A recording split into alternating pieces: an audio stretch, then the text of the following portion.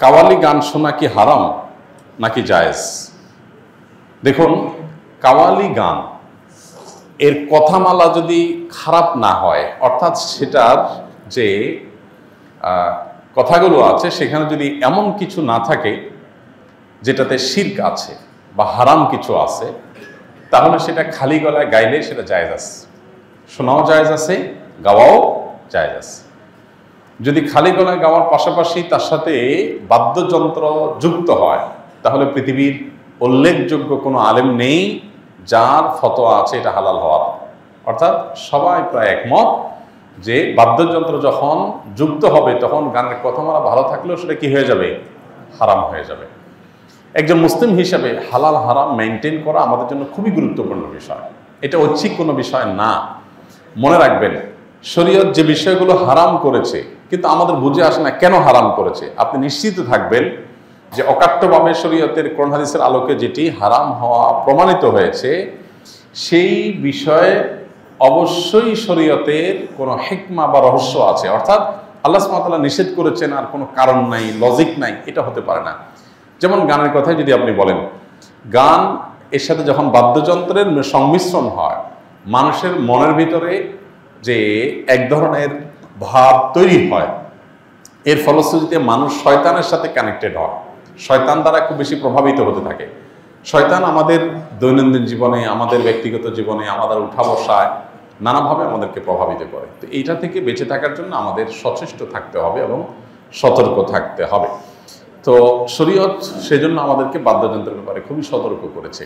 সূরা লোকমানের 6 নম্বর আয়াত সম্ভবত, সেখানে 6 নম্বর না 3 নম্বর আয়াতে আল্লাহ রাব্বুল আলামিন লাহওয়াল হাদিস কেনার ব্যাপারে যে ভর্ৎসনা করেছেন, সেখানে মূলত লাহওয়াল হাদিস বলতে এই জাতীয় গান যেগুলোতে বাদ্যযন্ত্রের ব্যবহার আছে এবং অশ্লীলতা, শিরকপূর্ণ কথা আছে, সেগুলোর কথা মিন করা হয়েছে। এই আয়াতের ব্যাখ্যা করলে আপনি বিশ্ববিখ্যাত মুফাসসিরগণ, সাহাবায়ে কেরাম এবং নবী সাল্লাল্লাহু আলাইহি সাল্লামের স্নেহধন্য ব্যক্তিবর্গের যে তাফসির রয়েছে, বড় বড় বিশ্ববিখ্যাত যে তাফসির রয়েছে, সবগুলো দেখলেই আপনি দেখতে পাবেন যে এখানে গান এবং বাদ্যযন্ত্রকে বোঝানো হয়েছে। অতএব খালি গলায় কাওয়ালি গাইলেন, সেটার কথামালার ভিতরে কোনো শিরক, আপত্তিকর, শরিয়া বিরোধী কথা থাকলো না, সেটা জায়েজ আছে। আর যদি শরিয়া বিরোধী কোনো কথা থাকে, অনেক সময় দেখা যায় এই যে কাওয়ালিতে এমন এমন কথা থাকে যে কথাগুলো সবসময় না, কোনো কোনো গানের মধ্যে যে কথাগুলো আসলে শরিয়ার আলোকে সঠিক নয়, গর্হিত, নবী সাল্লাল্লাহু আলাইহি সাল্লামকে মর্যাদা দিতে গিয়ে আল্লাহর পর্যায়ে নিয়ে গেল, তাহলে এটা শিরক হয়ে গেল। তো এইরকম যদি কিছু থাকে তাহলে সেটা খালি গলায় গাওয়া জায়েজ নাই। আর দ্বিতীয়ত হলো যে বাদ্যযন্ত্রের ব্যবহার থাকতে পারবে না, এই দুই শর্তে সেটা জায়েজ আছে। কাওয়ালি হইলেই সেটাকে আমরা অনেকে ইসলামিক মনে করে গলদকরণ করি এবং সেটাকে ইসলামিক মনে করি, এটা ইসলামিক না। পরিষ্কারভাবে আমাদের ধারণা থাকতে হবে। অনেক সময় দেখা যায় মুরগি দোকানদারগণ নিজ হাতে একাকী মুরগি জবাই করেন, এক্ষেত্রে কোনো দিক বিবেচনা করেন না। জানার বিষয় হলো এমন মুরগি জবাই শুদ্ধ হবে কিনা। মুরগি জবাই করতে হলে দুজন লাগবে এমন কোনো বাধ্যবাধকতা নেই। একাকী মুরগি জবাই করলে সে মুরগি খাওয়া যাবে, কোনো অসুবিধা নেই। দেখার বিষয় হলো আপনি বিসমিল্লাহ বলে জবাই করছেন কিনা, মুসলমান জবাই করছে কিনা, এটা হলো দেখার বিষয়। একজন মুসলমান জবাই করেছেন, বিসমিল্লাহ বলেছেন এবং সেই সাথে যতগুলো রগ কাটার কথা, মোটা যে কণ্ঠ আপনার খাদ্যনালী, এর বাইরে যে কণ্ঠনালী, শ্বাসনালী আছে, আর সরু যে চিকন রগ আছে দুই সাইডে, এগুলো কাটা গেছে কিনা দেখা যায়। এগুলো যে কাটা যেয়ে থাকে, বিসমিল্লাহ বলে জবাই করে থাকেন, বাস তাহলে কি হয়ে গেল, সে মুরগি খাওয়া হালাল হয়ে গেল। এটা কি মহিলা জবাই করছে না পুরুষ জবাই করছে, ভাই বোন জবাই করছে কিনা, জবাই করার সময় ওযু ছিল কিনা, দুইজনে করলো না একজনে করলো, এগুলা কোনটাই আসলে এই মুরগির হালাল বা হারাম হওয়া, খাওয়া বা না খাওয়ার সাথে, বা খাওয়া যাওয়া, খেতে পারা বা না খেতে পারার সাথে কোনো সম্পর্ক নাই। যার কারণে একাকী মুরগি জবাই করে যদি দোকানদার জবাই করে, জায়েজ আছে। বিসমিল্লাহ বললো কিনা, রগগুলো ভালো করে কাটলো কিনা, এটা ইম্পর্টেন্ট। আপনি কোনো রকম একটা পোস্ট দিয়ে দিল, ভালো করে সবগুলো রগ কাটলো না, তাহলে জায়েজ হবে না। এখানে কণ্ঠনালী যেটা আছে, যেটা দিয়ে খাদ্যনালী যেটা খাদ্য যায় সবচেয়ে মোটা, সেটা কাটা গেল কিনা, তার পাশে শ্বাসনালী আছে, এটা কাটা গেল কিনা, চিকন চিকন দুই পাশে দুইটা রগ আছে, কাটা গেল কিনা, এটা আপনি ভালো করে দেখবেন। বাস বিসমিল্লাহ বললো কিনা, তাহলে ইনশাআল্লাহ সে মুরগি খাওয়া জায়েজ হবে।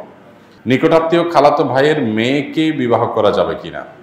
নিকটাত্মীয় খালাতো ভাইয়ের মেয়ে, তাকে বিয়ে করাতে শরঈ দৃষ্টিকোণ থেকে অসুবিধা নেই, শরঈ দৃষ্টিকোণ থেকে সমস্যা নেই। কিন্তু স্বাস্থ্যগত কোনো ক্ষতির কারণ আছে কি নেই, সম্ভাবনা আছে কি নেই, এ বিষয়ে সংশ্লিষ্ট বিষয়ে যারা ডাক্তার আছেন, বিশেষজ্ঞ আছেন, তাদের সাথে কথা বলতে পারেন। এর বাইরে শরঈ মাসআলার কথা যদি আপনি বলেন, তো আমরা বলবো যে খালাতো ভাইয়ের মেয়েকে আপনি বিয়ে করতে পারেন এবং চাচাতো ভাইয়ের মেয়েকেও বিয়ে করতে পারেন, কারণ সে আপনার মাহরাম না, সে আপনার সরাসরি একেবারে যে নিষিদ্ধ তালিকার আছে যাদের সাথে বিবাহ বন্ধনে আবদ্ধ হারাম এবং দেখা দেওয়া জায়েজ, সেই তালিকার মানুষ না, যার কারণে এটা জায়েজ আছে। সিগারেট খাওয়া কি ইসলামের দৃষ্টিতে নিষিদ্ধ? এর কোনো শাস্তি আছে কিনা? ভাই, ধূমপান করা ইসলামে নিষিদ্ধ, এ ব্যাপারে কোনো আলেমের কোনো ভিন্ন মত নাই।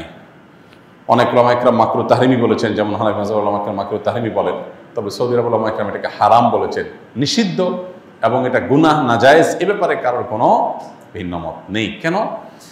প্রথমত আল্লাহ সুবহানাহু ওয়া তাআলা বলেছেন, লা তুলকু বিআইদিকুম ইলা তাহলুকা, তোমরা নিজেদেরকে ধ্বংসের দিকে ঠেলে দিও না। ধূমপান করলে আমাদের উপকার হয় না ক্ষতি হয়? ক্ষতি হয়। উপকার হয় না বললেই চলে, পেট ভরে না, অন্যান্য কিছু না। আপনি বলবেন যে আমার ঘুমের লাই কাটে অথবা এনার্জি আসে বা অন্যান্য কিছু আসে, এরকম যদি বলেন, মদ এবং জুয়া এগুলো সম্পর্কে আল্লাহ বলেছেন ওয়া ইসমুহুমা আকবারু মিন নাফইহিমা, এগুলো লাভের চাইতে ক্ষতি বেশি। লাভ আপনি একটু ঘুমাচ্ছেন, ভালো লাগলো, কিন্তু ক্ষতি হবে তার চাইতে বেশি। তো যে জিনিসটা খেলে পরিষ্কার ক্ষতি হবে, আপনার সুস্পষ্ট ক্ষতি সাধন হবে, জেনে শুনে সেরকম ক্ষতিকর জিনিস খাওয়া, যেটা আপনার স্বাস্থ্যকে ধ্বংস করবে, আপনাকে বিপদের দিকে ঠেলে দিবে, মৃত্যুর দিকে ঠেলে দিবে, ক্যান্সারের কারণ, সবচেয়ে বেশি ক্যান্সারের কারণ হয় এই ধূমপান। তো সেই জিনিসটা সেবন করা ইসলামে জায়েজ নাই, না জায়েজ, এটা একটা বিষয়। দ্বিতীয়ত, এটা যেহেতু আমাদের পেট ভরে না, এরপর আমরা টাকা দিয়ে যদি এটা খাই, তাহলে সেটা অপচয় হয়, কারণ এটা অনর্থক অহেতুক একটা জিনিস। এটা যেটুকু আপনার ফুর্তি বা যেটুকু আপনার ভালো লাগা বা তথাকথিত এনার্জির জন্য করেন, তার চাইতে ক্ষতি অনেক বেশি।